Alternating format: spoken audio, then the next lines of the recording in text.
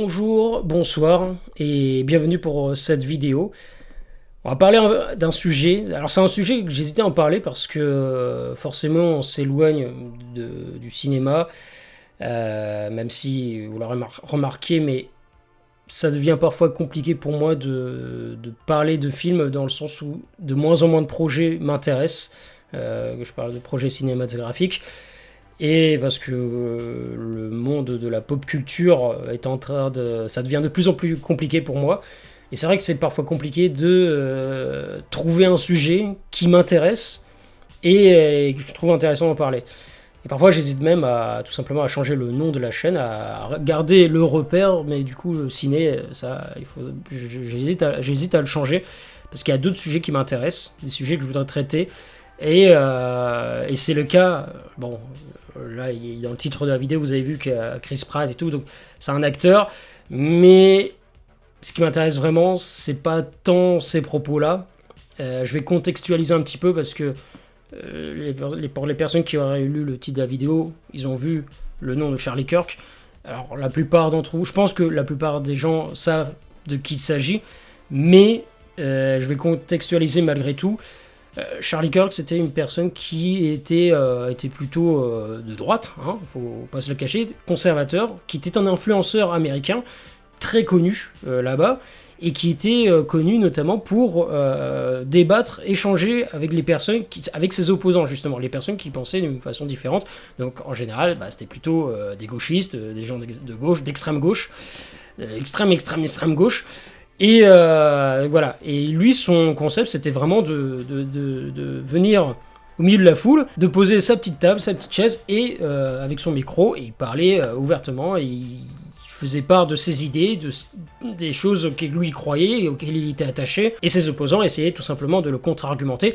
Et d'ailleurs, le concept, ça s'appelait Prove Me I'm Wrong. Voilà, montrez-moi que j'ai tort. C'était un peu sa marque de fabrique. Et voilà, vraiment, c'était l'objectif, c'était de débattre, toujours dans le respect, jamais dans l'agressivité. Alors oui, il parlait avec une certaine fermeté. Il savait... Enfin voilà, c'était pas quelqu'un qui doutait des choses auxquelles lui était attaché, auxquelles il croyait, et il avait souvent cette particularité de déstabiliser ses opposants parce que justement ses opposants se rendaient compte que leurs arguments, les choses auxquelles eux ils croyaient, ça se reposait sur du sable entre guillemets, c'était pas solide comme sur de la roche, et donc souvent les gens ils étaient déstabilisés, et cette déstabilisation elle ne venait pas du fait que lui il était agressif dans ses propos. C'était juste tout simplement qu'il faisait preuve de beaucoup de rationalité, de logique, de bon sens. Alors on ne pouvait ne pas être d'accord sur tout, moi-même parfois, alors c'était pas quelqu'un que je suivais énormément, mais les quelques fois où je suis tombé par hasard sur ses vidéos, pour la plupart du temps j'étais plutôt d'accord avec ce qu'il disait, pour moi ça avait du sens, tout simplement, c'était logique ce qu'il disait. Alors, encore une fois il y avait des choses auxquelles j'étais un peu moins d'accord. Mais globalement, voilà, et même au-delà de ça, parce que c'est pas ça le plus important, au-delà de ça, c'était quelqu'un qui était vraiment ouvert à la discussion, et tout ça dans le respect. Et pour ceux qui auraient donc suivi cette histoire, il a été assassiné de sang-froid. En plus, lors d'un débat, justement, il était au milieu de la foule, et il s'est fait froidement assassiner, et forcément ça fait réagir beaucoup de monde, aussi bien ses opposants, mais aussi les personnes qui le soutenaient. Et la réaction, forcément, elle diffère en fonction du camp où tu te trouves. Et c'est justement, c'est le cas pour Chris Pratt, qui est lui aussi connu pour être plutôt de droite, conservateur, et qui a tweeté, qui a mis sur Twitter, donc sur X, qui a laissé un petit mot en souhaitant qu'on prie pour Charlie Kirk, pour sa femme, pour sa jeune fille. Voilà, il a laissé un petit mot, et forcément beaucoup de gens ont réagi, notamment les gens de la sphère de gauche, de l'extrême gauche, qui tout simplement souhaitent à ce qu'il soit viré des projets Marvel, etc. Parce que bon, il est actuellement... il est prévu qu'il apparaisse dans Avengers Doomsday, Secret Wars, etc. Donc ils souhaitent à ce qu'il soit viré de tous ces projets-là. Alors que pourtant, bah, il a tout simplement mis un petit message pour souhaiter que bah, les choses se passent bien, notamment pour sa femme et pour sa petite fille, qui désormais, bah, aujourd'hui, on a une veuve et une fille qui se retrouvent sans père. Il a tout simplement tweeté cela, et beaucoup de gens ont super mal réagi en lui souhaitant du malheur, alors qu'il a tout simplement fait un petit message de soutien. Et c'est là où je voulais en venir, c'est de voir, parce que moi, ce qui m'a vraiment choqué, au-delà de cet assassinat qui est pour moi injustifié, rien ne justifie un tel meurtre. On peut être en désaccord avec les propos de Charlie Kirk, mais de là à en venir à la violence et au meurtre, et ce qui est le plus choquant, donc au-delà de cet assassinat, c'est vraiment la réaction des gens sur les réseaux sociaux, donc les gens qui sont plutôt gauche, extrême gauche, qui se réjouissent, qui célèbrent la mort de Charlie Kirk. Mais vraiment, il y a une joie qui est presque... une joie perturbante, qui est troublante, qui, moi, vraiment, ça m'a choqué. Je peux comprendre qu'on soit en désaccord, mais de là à célébrer, je vois des gens qui... Tu vois vraiment sur des vidéos, les gens ils chantent, ils crient, ils montrent leur joie, alors qu'en vrai, on vient d'assassiner un époux, un père de famille. Et ça, c'est hyper choquant. Parce que, je le dis, tu peux ne pas être d'accord avec les propos de la personne, mais de là à te réjouir de sa mort, parce que c'est pas juste... C'est pour ça que cet événement a fait pas mal de bruit, parce que c'est pas juste une personne qui a été tuée, c'est vraiment une façon de penser. On a envie de détruire une façon de penser. Et une façon de penser qui n'était pas forcément problématique, dans le sens où c'était, quand même, il faisait part de pas mal de valeurs, il partageait des valeurs qui, aujourd'hui, se perdent de plus en plus, surtout dans le monde occidental, et qui, probablement, cette perte de valeurs est l'une des raisons pour laquelle l'Occident est en train de s'effondrer petit à petit, que les gens le veuillent ou non. Alors ok, encore une fois, il y avait des choses qui étaient un peu plus discutables, qui méritaient d'être peut-être contredites et des choses auxquelles on ne pouvait pas être d'accord, mais il y avait aussi beaucoup... Moi je vous dis, il y avait à de nombreuses reprises, quand je tombais sur ces vidéos un peu par hasard, bah, la plupart des choses que lui il partageait, bah, c'était pour moi des choses qui étaient... comment dire, qui avait du sens en fait, c'était de la logique. Vraiment, il faisait preuve de bon sens.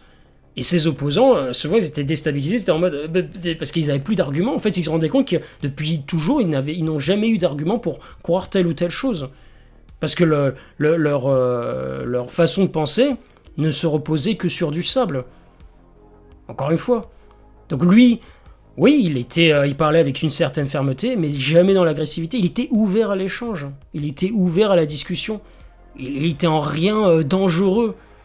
Et quand tu vois les vidéos sur les réseaux sociaux, où tu vois les gens qui se réjouissent, qui célèbrent sa mort, comme si c'était un danger public, bah c'est grave en fait.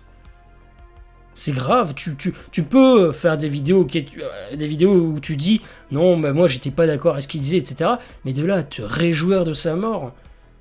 Alors il y a d'autres personnes qui sont un peu plus neutres, qui vont dire bah ça me fait ni chaud ni froid. Bon bah eux ils mènent leur vie puis c'est tout, la vie continue. Mais je parle vraiment des gens qui célèbrent quoi. Et en plus il y a une vraie hypocrisie de la part de ces gens-là, parce que souvent ce sont des personnes qui vont te dire qu'ils sont contre la peine de mort, voilà, surtout quand il s'agit de personnes qui ont commis des atrocités, des personnes qui sont issues de l'immigration, qui vont être les auteurs d'assassinats ou des actes qui sont répugnants. Ça, pour le coup, ces gens-là, non, il faut se battre contre la peine de mort pour ces gens-là, etc. Par contre, quand c'est des personnes comme Charlie Kirk, qui sont des personnes qui n'ont a priori rien fait de mal, qui étaient des personnes, qui étaient une personne comme vous et moi, en fait, qui, voilà, il avait ses idées, des idées un peu discutables ou autres, tout ce que vous voulez, mais il partageait aussi beaucoup de bonnes valeurs, de bonnes choses. Et de comparer des gens qui ont commis des meurtres, des actes abominables, atroces, de défendre ces gens-là, mais pour eux, non, par contre, des personnes comme Charlie Kirk, non, on va se réjouir, c'est génial, il est mort, il méritait de mourir, etc. Et il y a une vraie inversion des valeurs. Et encore une fois, je veux bien, si t'es contre la peine de mort, bah c'est ton avis, mais dans ce cas-là, sois cohérent. Si tu es contre la peine de mort, bah il faut que ça s'applique pour tout le monde, pas juste pour un certain type de profil. Et c'est pour ça qu'il y a une vraie hypocrisie. C'est la même chose de la part des médias, beaucoup de médias qui ont cherché à salir son image, parce que une chose, c'est de ne pas être d'accord avec ce qu'il disait, et autre chose, c'est sortir des phrases, des propos qu'il aurait tenus, sortir des propos de leur contexte, et vraiment salir l'image, faire dire des choses que lui, il n'a jamais dit. Et quand tu vois les médias, c'est là où tu te dis qu'il y a une malhonnêteté de leur part. Et je vous invite à regarder la vidéo de Madame Alain qui, justement, comme vous voyez à l'écran, a fait une vidéo qui s'intitule « Top 5 des pires mensonges des médias sur Charlie Kirk », où on voit qu'il y a une vraie malhonnêteté de la part des médias, une envie de salir son image. Et parce que, encore une fois, on peut ne pas être d'accord, mais lui faire dire des choses qu'il n'a jamais dites, c'est là où il y a de la vraie malhonnêteté. Et encore une fois, voilà, moi, ce qui me choque vraiment le plus, c'est sur les réseaux sociaux, les gens qui se réjouissent, cette réjouissance abusive et tellement exagérée et malsaine. C'est une réjouissance, on parle quand même d'un homme, d'un père de famille, d'un époux, qui était comme tout le monde, en fait, qui vivait sa vie, il avait ses idées, etc. Mais c'était quelqu'un qui était ouvert à l'échange, ouvert à la discussion. Il faisait absolument rien de mal. Alors peut-être qu'il y avait certains propos qu'il tenait qui pouvaient être dérangeants, ouais, ok, je veux bien l'entendre, mais de là à dire qu'il était dangereux et qu'il méritait la mort, bah non. Et cette réjouissance, elle est flippante, j'ai envie de dire, de la part de ces gens-là. C'est flippant. Parce que c'est pas juste une personne il n'est pas juste question de l'assassinat d'une personne, on parle d'une façon de penser. Une envie de tuer une façon de penser. Et si on en arrive là, bah la liberté d'expression, elle est en danger. En grave danger. Et il y a une vraie inversion des valeurs. Aujourd'hui, t'as l'impression que les choses qui à l'époque étaient considérées comme logiques et bonnes, aujourd'hui elles vont être considérées comme étant mauvaises. Alors je dis pas que tout ce qui se faisait à l'époque était bon, il y a plein de choses que la civilisation, que l'Occident faisait mal. Donc c'est pour ça, l'idée c'est d'apprendre aussi des erreurs du passé, mais il y a une volonté de tout déconstruire, de dire que tout ce qui se faisait par le passé c'était mauvais, et donc il faut tout inverser, tout changer. Bah non, parce qu'il y a des choses qui sont bonnes à garder. Donc voilà, encore une fois, on peut penser d'une façon différente, on peut avoir des opinions différentes, mais moi là où je trouve que c'est problématique, c'est qu'en plus ce sont des gens qui sont très hypocrites parce qu'ils prônent la tolérance, et au final ce sont les personnes les plus intolérantes au monde. Donc voilà, je vais pas parler plus par rapport à ça, mais c'est vrai que il y a une vraie comment dire, il y a quelque chose de très malsain dans la réaction de ces gens-là, de très très malsain, et une malhonnêteté, une hypocrisie. Et encore une fois, j'ai pas envie de mettre tout le monde dans le même sac. Je parle vraiment de ces gens qui sont il y a un vrai déni, un déni de la vérité. Et ce déni-là, cette ignorance-là, ça amène à la violence. De toute façon, l'ignorance conduit à la violence. Donc voilà, n'hésitez pas à me dire tout ça dans les commentaires. Et puis moi, je vous dis à très bientôt pour de prochaines vidéos. Ciao tout le monde.